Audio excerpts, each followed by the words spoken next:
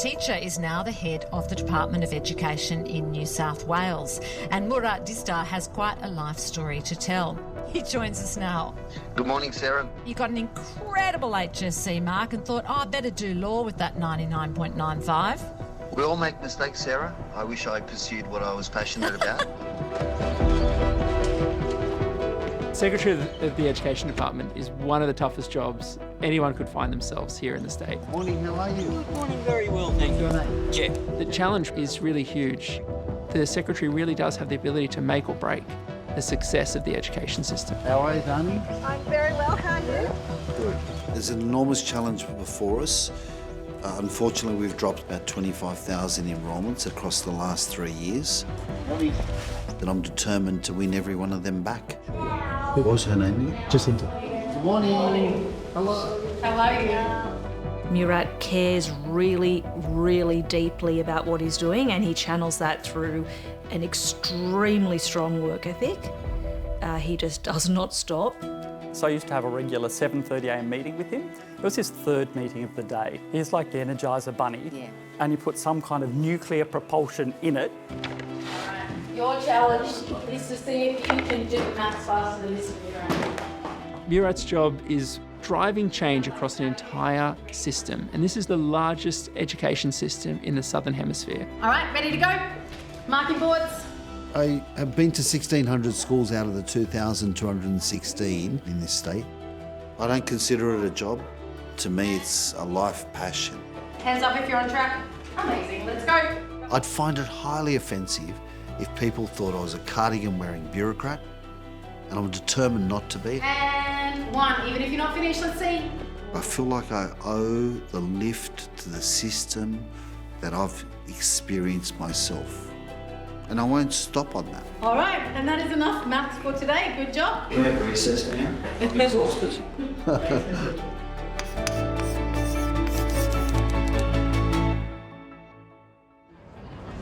On your mark.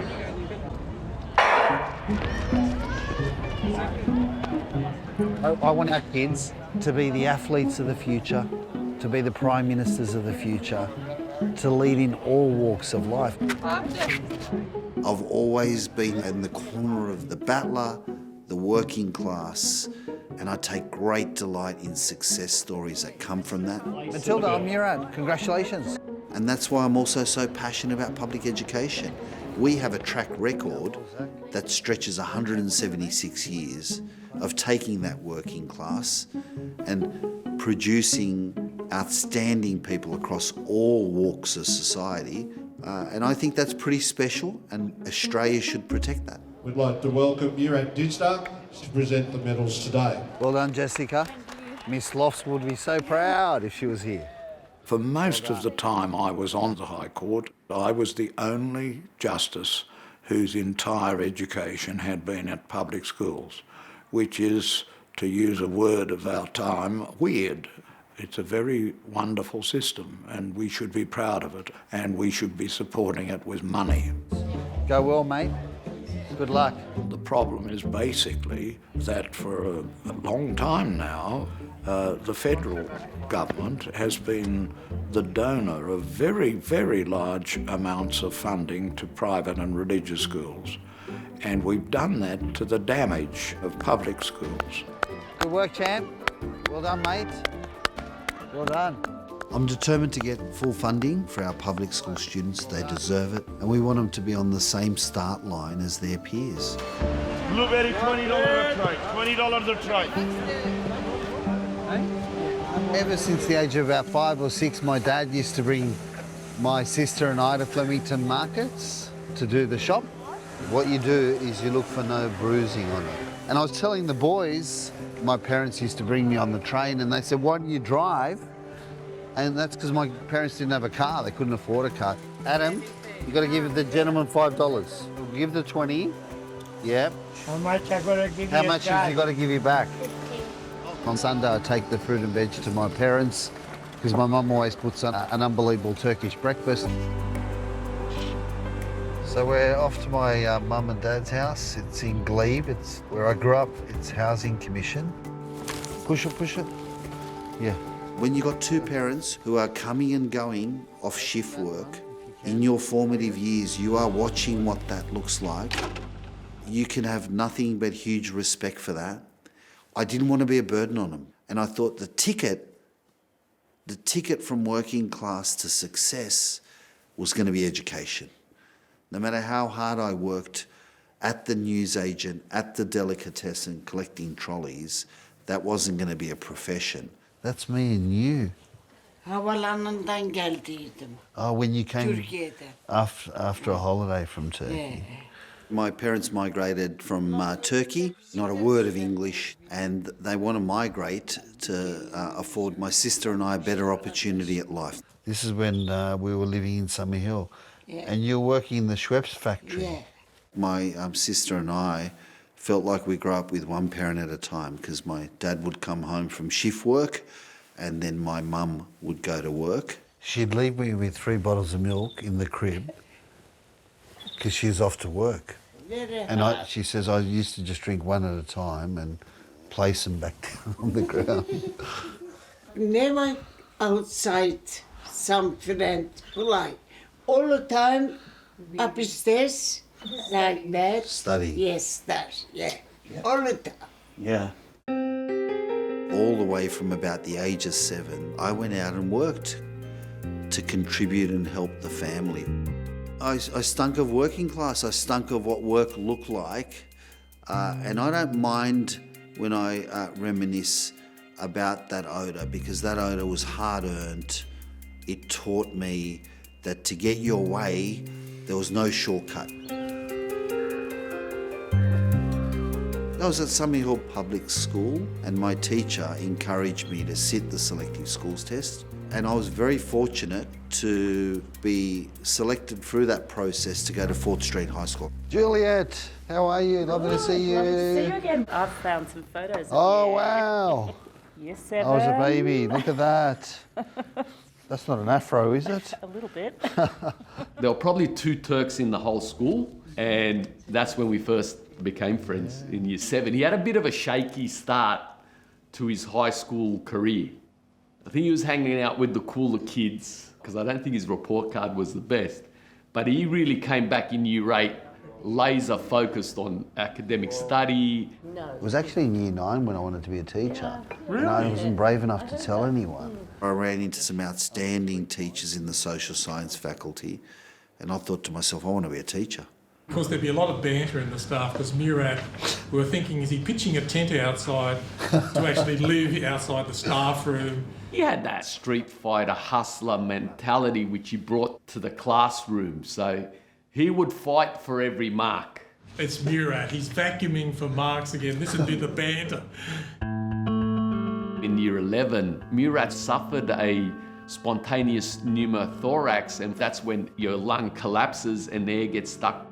So he did an exam while he could hardly breathe, finished it, and then went straight to hospital for a week. On the day the HSC results were to come, they were delivered to your letterbox. My parents and I were there waiting from about 8 o'clock. I just remember opening it and just embracing my parents, and we all cried. My ATAR was 99.95. Oh. This is the 3-unit geography Past paper that you came first in the state. Wow, mate. I came second in economics. I want to recount on the economics paper. Oh, wow. Yeah, there it is there. Ducks of the school. Wow. 1990. I absolutely love the school, you know, and to land somewhere like here, which changed my life. I get emotional about it. You know, what does a good migrant kid do who's successful at school? You go into medicine or law. I chose law. In fact, in my 2nd year of studying, I was actually working for a law firm. And I really am thankful that I had that experience because it turned me off law. I thought to myself, I am not doing this for the next 3 to 4 decades. When I first met Murat, we were both doing law, but his heart wasn't in it. You know, he really wanted to transfer into teaching because he felt that that's where his passion lay. I know you're not going to believe it looking at me today, but I was actually a qualified fitness instructor. If you're a good fitness instructor, you've got to get the best out of people. And that's what the classroom's like. So I knew that I had some good skill sets to make a good teacher. A lot of people couldn't fathom why you would want to do that. His parents, you know, were questioning it. His friends were questioning it. They thought I was giving up rivers of gold. Jada, she's the one that backed it in and understood it and actually helped me with my family. Murat and I had very similar backgrounds. Both our parents left their families behind in Turkey, and we both grew up in Department of Housing and everything that came with that. Let's go upstairs. I'll show you what used to be my bedroom. Once you put a bed in here and the desk, there's not much left in the room. I mean, growing up in an ethnic household, you don't want to move anyway because of mum's cooking and the way mum looks after you and the parents wrap around you. And then when I got married, I was 29 when I left this bedroom, left this house, yeah. My first teaching post was Ashcroft High School. I was young and raw, but very, very keen. While he was teaching at Ashcroft, he held down multiple jobs, and one of the jobs that he had was the garbage run. That's how I paid off my HECS debt. I'd finish by 7:30, shower at Drummoyne Pools, get dressed and make it to the school. I'm proud to say that about 95% of the time I made it on time. Hello. There was a lot of housing commission in the area. There was a lot of socio-economic disadvantage. My room, Tedder. Feels like I'm back. I was determined to make it an educational oasis, the best possible learning environment I could create. And I wanted the physical domain of the classroom to match that. So I asked my mum for help. We didn't have those beautiful blinds you've got. Really? I got my mum to sew curtains. And they look like Turkish carpets. Is that right? And the kids thought, how special is that? We've got curtains. Ashcroft taught me what stays with me till today, that these students in front of me may have had challenges, but that education was the passport to prosperity. We're going to work on questions 1 to 6 for the next 12 minutes. I met Murat, I think it was about 2001. Okay, start. When we both were at Belmore Boys High School, and we hit it off straight away. We both had our parents expecting that we would be lawyers, and we chose to teach instead. Murat was the head teacher of social science, and I came in as the head teacher of English and history. And we were like these two young, new people who were just going to try and change the world. Then, back in 1961, when I get ex-students come back and still keep in contact with me and pass on their sincere gratitude in terms of the impact we've had, not only myself but my colleagues, that's very, very rewarding. There's no airs of grace about the bloke. He would get in there and he would work as hard as he could. You know, whether it's picking up papers, whether it's kids on detention. And so it's no wonder that he got promoted as quickly as he did. He was the youngest principal, I think, when he moved across to Punchbowl Boys High School, and it was a very difficult school at the time. So I went over to Punchbowl for 1 year as deputy principal with Murat. The first challenge we had at Punchbowl was getting the kids into the classrooms. There'd been issues between students, some criminal activity, teacher burnout, constant teacher changes, and everyone's kind of like just battered and exhausted and wiped. I was determined to give it everything I had with the staff and community there to lift that school. We had to meet the students where they were at. You know, going and watching the kids play footy on a Saturday, Sunday, they were shocked that we would turn up. Going to families' homes was really important. Making phone calls and engaging with the parents. With a lot of hard work from a lot of committed people, we were able to steady the ship. We're able to lift the standing of the school, and just goes to show that any school can be turned around and lifted. I am a qualified teacher, you might think not when I'm in the suit. I wanted to broaden my impact and influence and see if I could grow and strengthen other leaders to undertake the path I had around school improvement. But I actually taught in this classroom for 4 years when I started my teaching career. And I had the great fortune to work my way through the department. I had just moved into an executive director role when I lost my sister. She committed suicide. She had mental health issues for her entire life. I certainly didn't know at the age of 7 how to navigate the health system or how to go and seek help. My parents had no English, and I feel enormous guilt for not being able to intervene. My daughter, my daughter. Özlem. Özlem işte. Yeah. This is Murat. Yeah. I think he grieved within himself, and it had an impact on the importance of thinking about mental health and mental well-being. It was a difficult time. Murat was working extremely hard as Deputy Secretary of the department, very long hours and back-to-back meetings. How many location changes do you have in a day? That's why I live out of the car. I've got a fantastic EA, but I drive at nutty.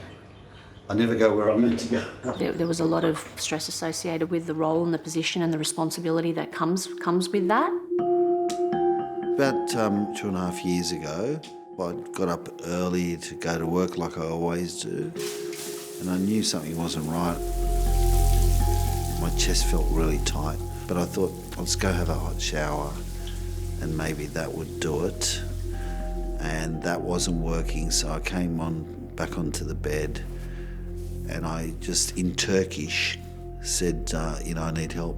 I think I'm having a heart attack.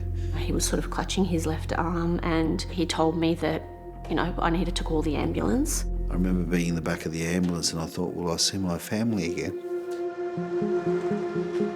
Within minutes I was at RPA and I was having surgery to have stents put in.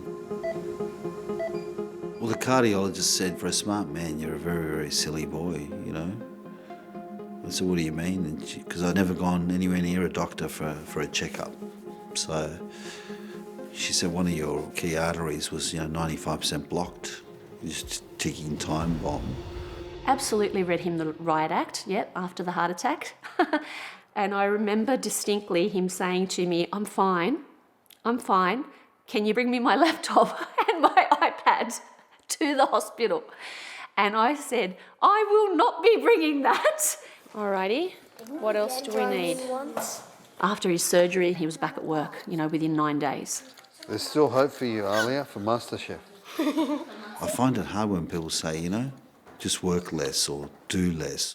The doctor, she'd probably want me to do a bit more exercise than I do.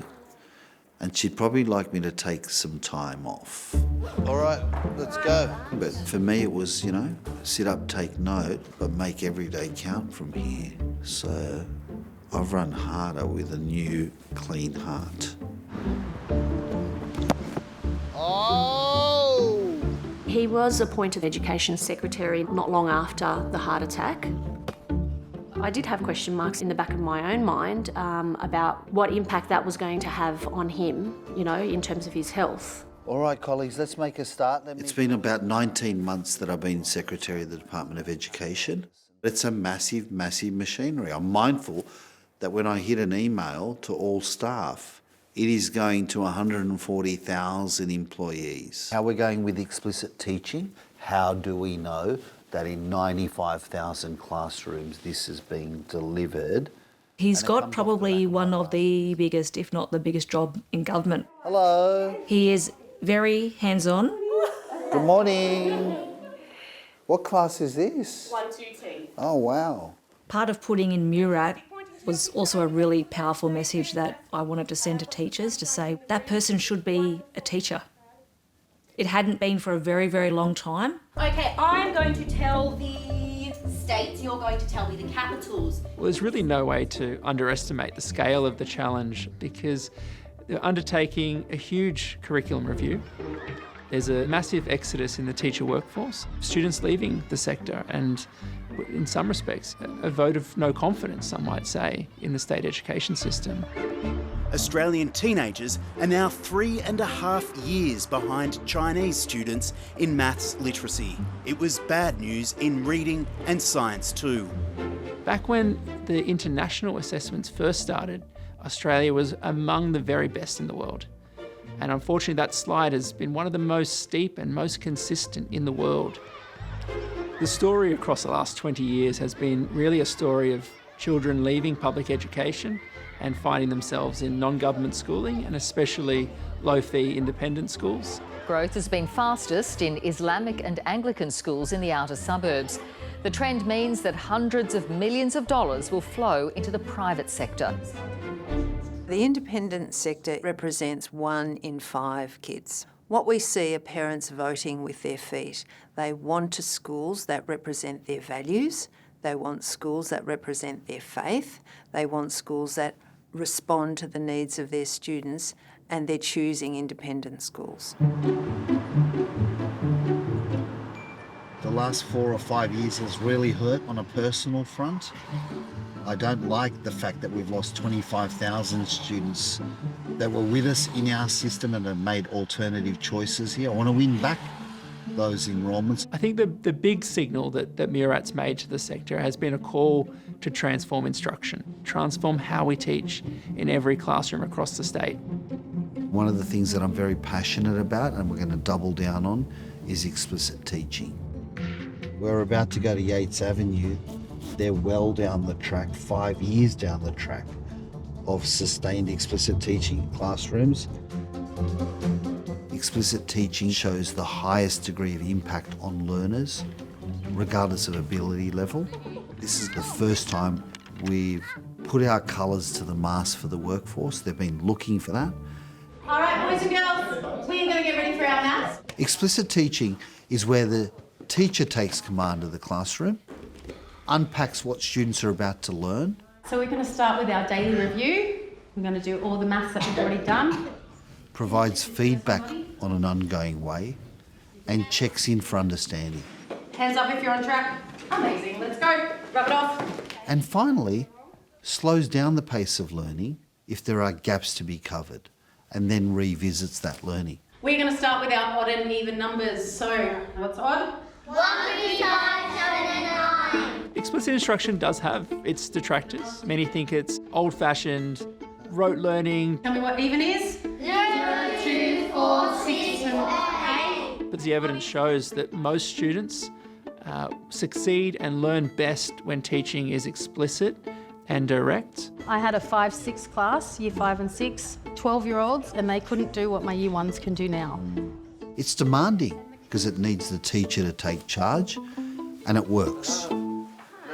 Hi, how are we going? How are you? Good to see you again. Good. I got a call asking me to be part of this new alumni program for former public education students. I just live up the street here. So I jumped at the chance and said, yeah, look, what do you need us to do? The role of an alumni association is to put our name to the campaign for appropriate public school funding right across the country, not just in New South Wales. I was very fortunate to go to 2 fabulous schools, so I don't understand coming out of that system, which I loved so much. Yeah. I don't understand how we got to where we are.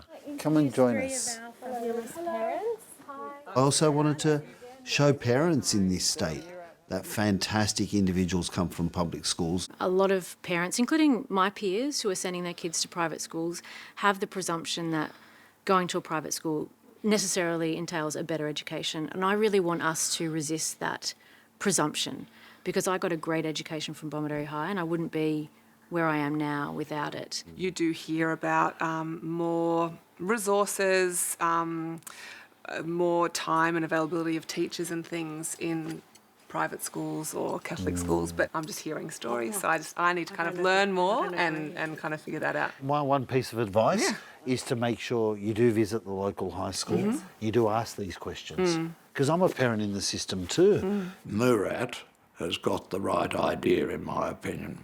To promote it, you need advocates, you need voices, and that's what we've missed, and that's what we are now going to achieve. The deficit numbers, are gargantuan. and large investments need to be made here. What's the shortfall?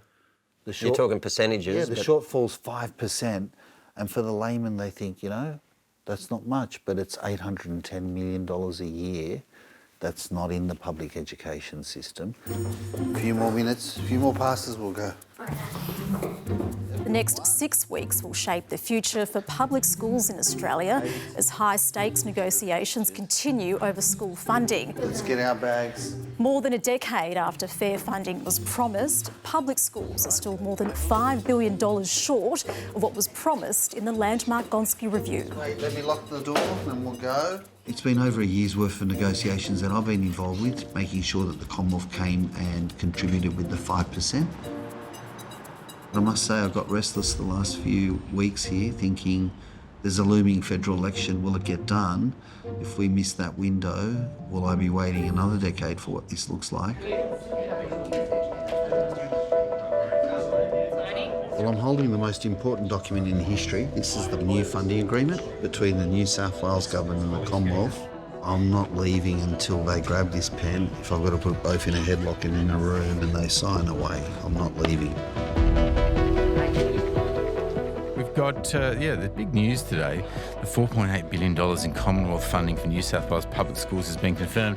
Has it been done this late for election purposes? I guess so. Here we go.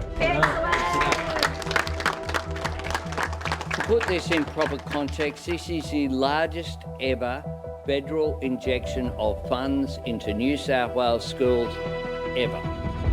The independent sector is delighted that the government sector has now received full funding, and we are pleased that we've got a strong leader in the government system here, Murat. But we're pretty confident that the quality of the education that is provided in independent schools will continue to see parents making the choices and the sacrifices needed to send their kids to independent schools. It's been a history-making morning. Well, I'm not going to forget the 4th of March. I mean, I remember my wedding day, it's inscribed on my ring. I remember my kids' birthdays and my wife's birthday. But this is a huge day. I've given a lifetime, 29 years of my entire service to public schools. I never thought this day would come. This has been a battle in Australia, and it's a battle that he and others are just starting to win.